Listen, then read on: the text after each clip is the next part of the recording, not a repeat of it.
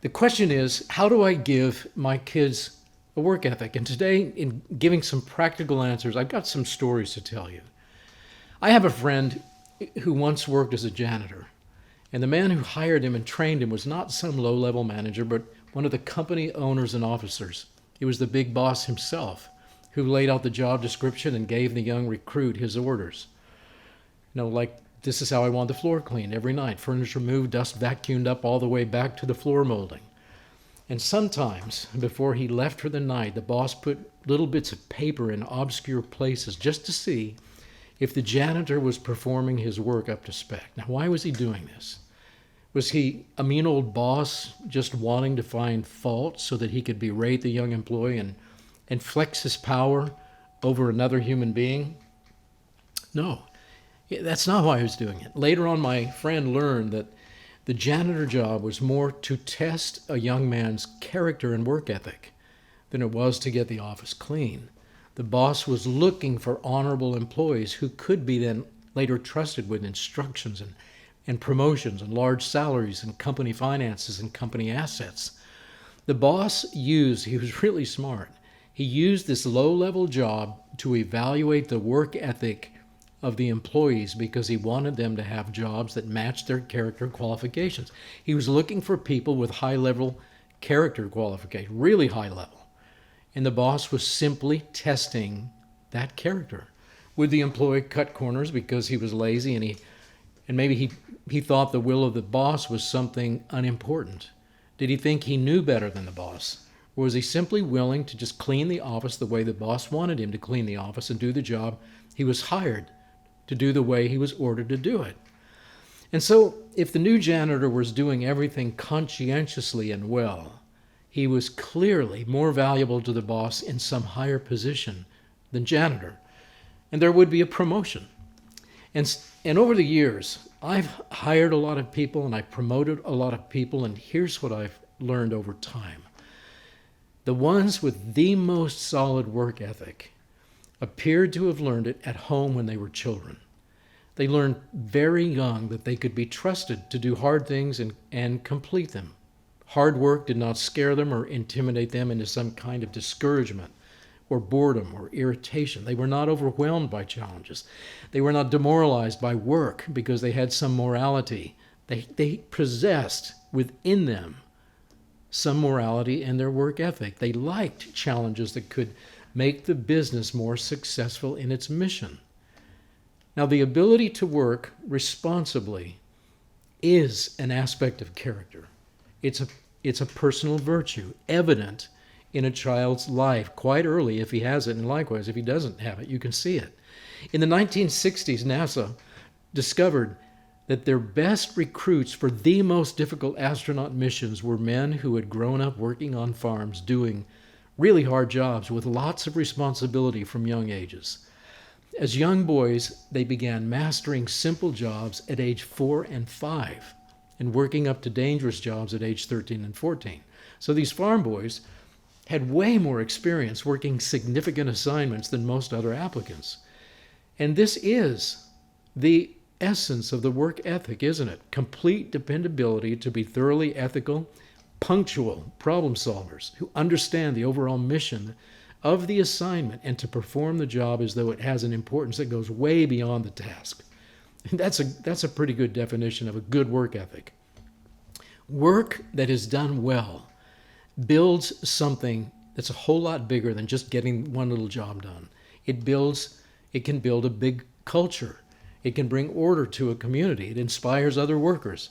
Even something like washing dirty dishes can enlarge the economy, even if nobody sees it but you, by making home life orderly and pleasant, healthy, and free from disorder. We can focus better when life is not chaotic. We can accomplish more things, which are important things. And so here's an important question for you. If your child doesn't get all this at age 5, can it be baked into his character late in life? And when I say late in life, I mean like age 15, 18, or age 20. And I believe, yes, it can. And two things really help. Firstly, our children really need to know that growing up is a goal that they must reach. We've got to launch them, and they need to do their part to get themselves launched into adulthood. And secondly, the ability to work honestly in the adult world is one way they will be evaluated by the adult world. And they will be successful, or they'll be failures and losers depending on how they work. Now, those who know how to work can take ownership of what matters, starting with their own mistakes and failures. That's their mark of internal character of humility. They can also take ownership of their character fully and study it and improve it and change it little by little. They can take ownership of their culture and their future. This is how early Americans transformed a wilderness into powerful colonial economies. Life was really hard at first, really hard, and then it got easier. Towns and cities with conveniences of dignified living rose up out of the cleared farm fields. Now, here's a really interesting historical observation. Some of the healthiest communities, and by that I mean prosperous, crime-free, peaceful communities, those with liberty and justice, some of the healthiest of the last 500 years were farming villages. Everyone worked at something, and there was broad agreement on what a work ethic was. There was continual planting and harvesting, but there was also shopkeeping, trading, blacksmithing. Nobody was a career politician or a career criminal or a career beggar. Everybody worked at real jobs. Okay, contributing to the growth and improvement of that culture, of that village. Work was not seen as an evil drudgery, but as an honorable calling for life. Until, certain sophisticated cultural things came in, and there were people who wanted to lord it over others by creating some of these class distinctions. But that came a little bit later, and then when the Americans came over here to build the colonies, they didn't want any of that. They got rid of it. And so this is one of the lessons that our children need to learn. Work is a good thing. It's not something to be avoided. Idleness is not honorable or desirable. And it's a biblical attitude. And this attitude toward work was very strong in the early colonies, and it was still strong in America's Protestant descendants when this Frenchman, Alexis de Tocqueville, went to America in the 1820s to study and report on the state of this new nation. He was really struck by the American attitude toward work because it was so vastly different from the European disdain toward work. And here's what he wrote. In the United States, professions are more or less laborious, more or less profitable, but they are never either high or low. Every honest calling is honorable in America. That's what he discovered, and that's what he saw. And that's what was so different. And then he went on to say that the few wealthy American men with no more desire to work would generally go back to Europe, where they find some scattered remains of aristocratic society, among which idleness is still held in honor. And this is what he wrote, and it's recorded in his book, Democracy in America. Now, why in Europe was idleness held in such honor? Author R.J. Rushdoony explains this whole idea and the origins of the idea. He said that hatred and avoidance of work has always belonged to anti-Christian societies. Of the Greeks and Romans, Rushdoony said, for them, work belonged to slaves and not to free men. One saying of the time was that any free man who dirties his hands with work, even in the most casual way, demeaned himself. And here's a story. Two friends of Plato, who had constructed an apparatus to help solve a geometrical problem, were told by Plato that they were contaminating thought. And according to Plutarch, Archimedes was ashamed of the machinery that he had built because it took work. Seneca observed that inventions were the works of slaves. That's where the idea came from. And this is the wrong view of work. And if you're getting the idea that Plato was not a wise philosopher, you're learning an important truth. He definitely was not. Now, kids need academic truth about work, and I'm providing some of it here to you. Kids who are afraid of work need to learn that losers are the people who don't work, not the people who do.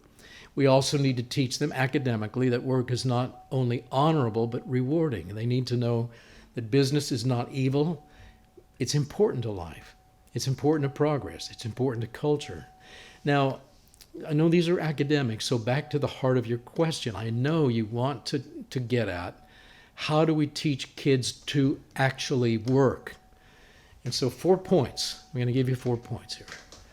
Point number 1 is, okay, you don't actually want your children to be good at pointless work or unethical work or busy work, the kinds of mind-numbing jobs that kids are given in school precisely to numb the mind and the spirit.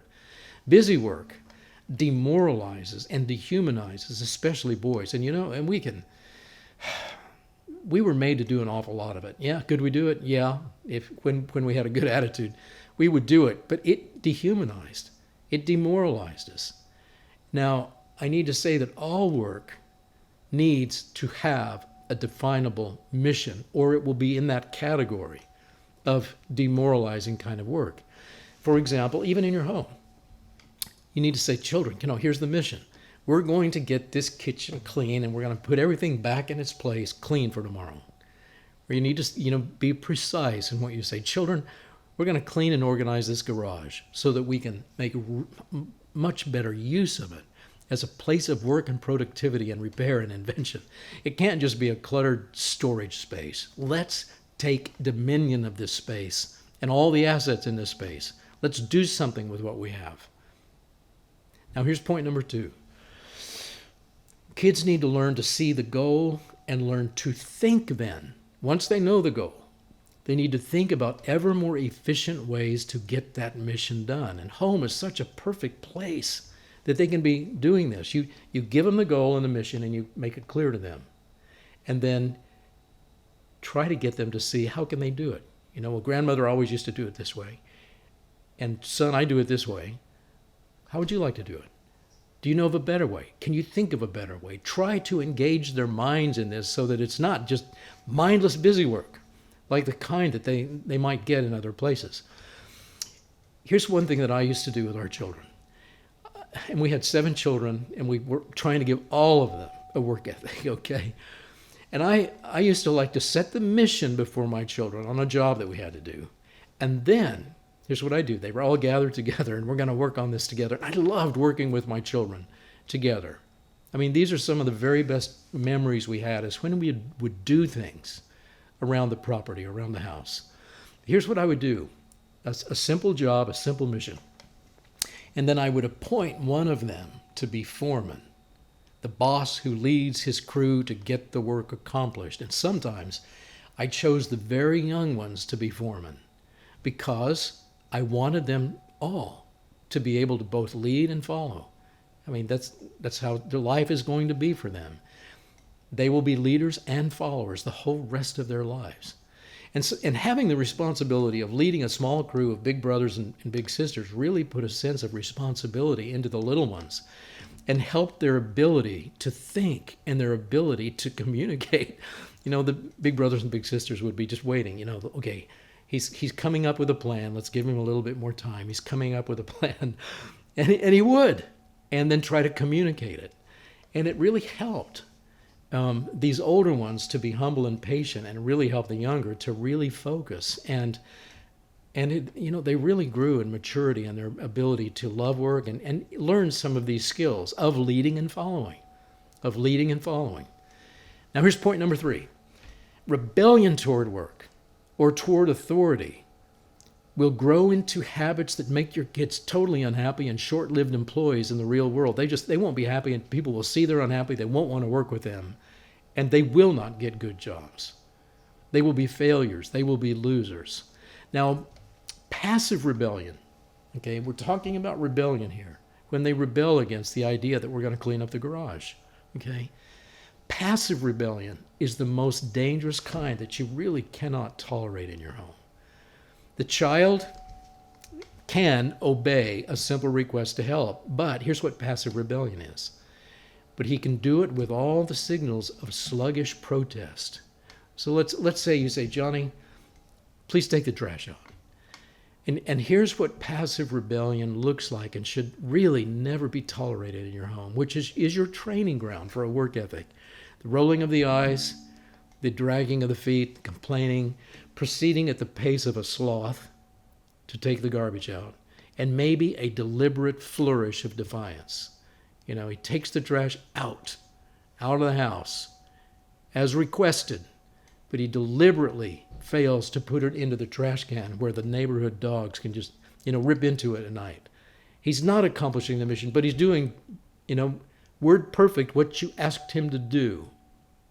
But there's passive rebellion. And so, please don't tolerate that in your home. Point 4, demonstrate to your children a really high level example. Okay, if you want to teach them a good work ethic, a moral work ethic, a good way to work consistently, cheerfully, happily, quickly, efficiently, creatively, intelligently, you're going to need to model that. Something that really helped my own sons embrace the concept of work was seeing someone doing it with real cheerfulness and integrity outside the family. My wife and I tried to model these things to our children, but wow, it was inspirational when they could see it in someone else. So big siblings, of course, can do this for smaller siblings, but when our children really see peers their own age outside, it just really can enlarge their vision considerably. And here's a story. When we moved from the city to the country, I wanted my children to have these experiences of working in the country, working outdoors, working with animals, doing things with their hands. But the place where we moved was just barren. It didn't have any barns, it didn't have any fences, it didn't have any of the things that we needed to have animals. We had to start building all that. And when they were small and we were beginning this process, you couldn't quite see the whole vision for what it was like. It was just like chore after chore after chore, put up this fence, try to build this little enclosure, try to build this milking stand for the goats, and one little thing after another thing. Well, one day, we visited another small farm, and it was many years ahead of us in where we had wanted to go, or kind of what I was thinking about. And the children were several years ahead of our children in age. And so we got there, and my children were able to see these older children, especially some of the older sons, who now had reached puberty, and they were in their teens, and they had developed these big, strong muscles and big, strong hands to be able to do things. And they were wearing big, heavy boots, and they had tools strapped to their side. And they were working on these things that they were very comfortable working on, getting a lot done in just a few minutes. And my sons were just watching enthralled to see, this is what it looks like. And the dots began to come together for them, and they could see the vision for it. Here's what a bigger barn looks like, and here's what you put in it. And here's how your animals can reproduce themselves and make flocks and herds that are bigger. And all these kids in this family are having so much fun doing this together. And this is where we could be in a few years. So it enlarged their vision to see it, and to see them working, and especially the way that they were doing it so efficiently, and that they had been given, these older sons, responsibilities and freedom that went with it, and tools that went with it. And in fact, they had bought some big equipment, tractors and trucks and excavation equipment, with their own money that they owned individually, that they used to be improving the property around there. And so all of a sudden, the vision for what you could do to take dominion of a place had just been enlarged in just one afternoon, hugely enlarged in one afternoon. And work habits can be inspired. Work habits can be learned like this. And not only diligence in doing this, but we need to build this into our children. Cheerfulness and gratitude, hopefulness, optimism. And these also are work habits of a moral work ethic. These can be and could be modeled at home, first be modeled at home, and then in specific professions by peers in that profession. Now, I've seen this happen, but and I'll tell you a story about that. But I've got to tell you a story about just being at home with mom and dad. If mom and dad have the correct attitude toward work, our children really, really will pick it up, because that is what they're seeing. If we're mumbling and complaining and we're frustrated and we don't like what we're having to do, they will pick that up and they will have a similar attitude toward work. Or if they can see it in totally different light, they will pick that up too. One afternoon, I came into our dining room. The house was quiet. I think the children were all out doing something. The house was very quiet, and I heard crying in our dining room. And I went in there. It was very quiet, and it was my wife who was crying. And before me was our big dining room table, and spread out on the table was this gigantic mountain of clean laundry. And behind it was my wife. I couldn't see her, but I could hear her. She was crying, and my first thought was, oh no, the load of work here in this massive mountain of laundry, it somehow has accumulated to overwhelm her, and I have not been a good manager as a husband and a father, and I've really messed up here. What can I do? What can I do to fix this? So I walked around behind and to try to find out what was wrong, and in the course of trying to find out what was wrong, my wife said, well, nothing's wrong. Everything is really good. And I said, why are you crying? She said, well, I'm just being so thankful and so grateful that we have all this laundry, that we have all these children. We have the money to buy food, clothing and food for these children. We can sit them around this gigantic table. We can have meals together. We can be with one another. We have a house to live in. And so what she was doing, she was overwhelmed with gratitude and thankfulness. That's why she was crying. And so, do you see, the difference? She might have been crying for completely different reasons, but this attitude that she carried with her all the time really was transferred to the children, no matter how big the job might be, and seemingly overwhelming. It was a giant pile of laundry, and she had just begun starting to fold it, okay? But she carried this attitude toward everything. She could find things to be thankful about in every circumstance, every amount of work, every condition of work. And she could always find ways to be grateful that it wasn't like our forefathers who had to do things like these in the 1700s and 1800s and even, come up with a fabric to make their own clothing and to wash them in the creek, et cetera, et cetera, et cetera. And she could explain to the children, we are so much better off. We have so much to be thankful for. And she could do her work with cheerfulness, and they really learned from her how to take that attitude on themselves, and it really helped them in life. Okay. Now, you can see it modeled in a home. You can then see it modeled in specific professions by peers in that profession. And I've seen this in action. And I'm talking about our children being inspired. I have been inspired by seeing adults do this in a really high caliber way, and really high modeled in a way of great high professionalism. It really is inspirational. I'll tell you a story. We were living and working in the Washington, D.C. area at the time, and I got a phone call one afternoon from a friend of mine who worked in the film industry, and he was a lighting director, and he was calling to ask a favor of me. And he said, I'm in trouble. I'm short-staffed. I've got a big job to do, and it's tonight. And I'm calling to see if you can come help me light this set for this big movie that's come into Washington, D.C. And I'd heard about it. It was a big A-list movie. And he was one of the lighting directors for it. And I said, well, okay, what's the story? How big is the set? And he said, well, it's 7 blocks long. And we're going to light up this whole street.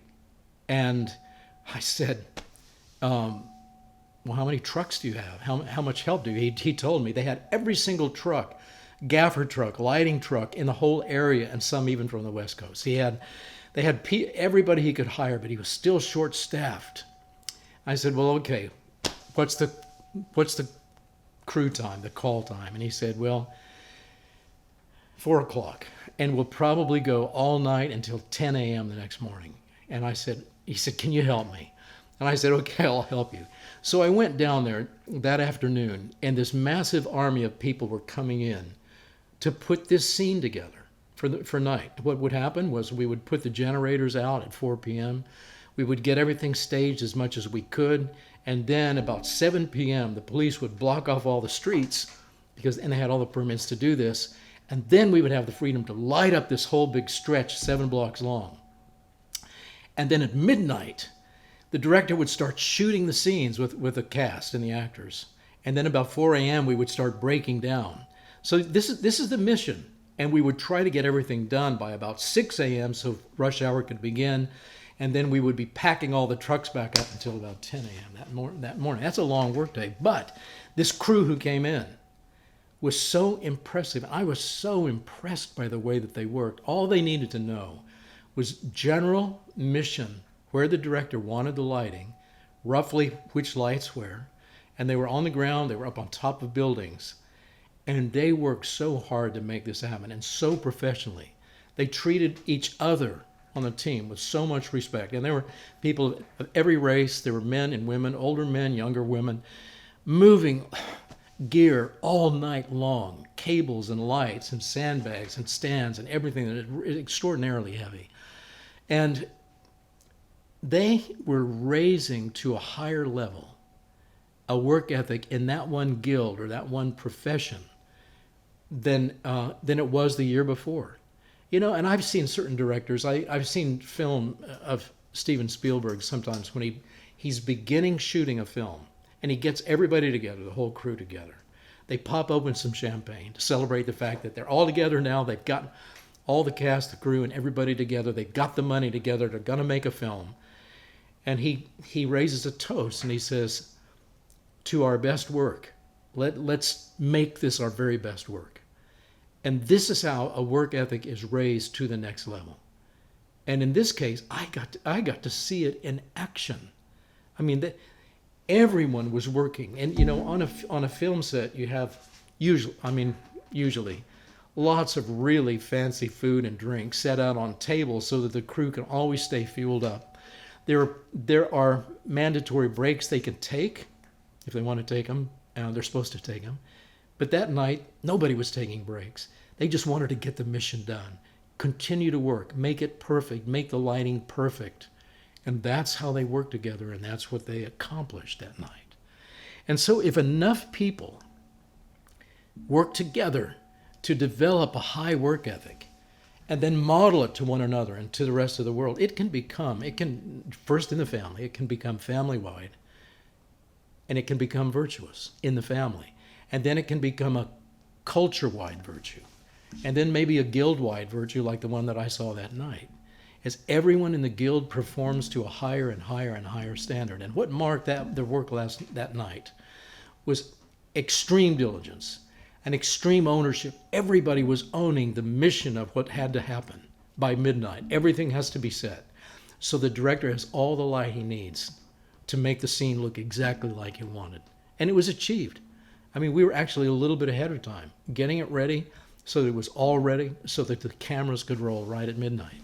They were working toward and accomplishing a specific mission, and that's what was in their mind. That's what drove them. And then, you know, the kindness and consideration and the deference that they were showing to each other.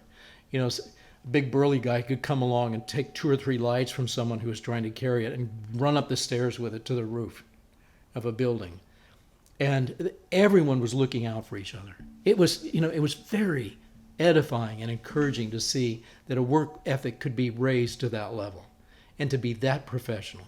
And people were cheerful. People were optimistic. People were working like it should work on something. And yeah, you might say, well, hey, working in movies is really fun all the time. Well, you know, it's maybe not. What's really interesting, I'll just tell you about these professionals who work on the crew of filmmaking industry. They don't watch the movies. They don't watch the high-end commercials that they make. They're not really interested in that part of the industry, all the celebrities and all the gossip and all that. They're just interested in elevating the technical quality of the profession to a higher quality. So they're not in it for all the fun, glamorous things that other people might be. They're in it for these other reasons, and they're elevating it, and it's getting better, all the time. They were building an even better work ethic than the year before. And that should be the goal of every generation, holding each other accountable for an even higher work ethic.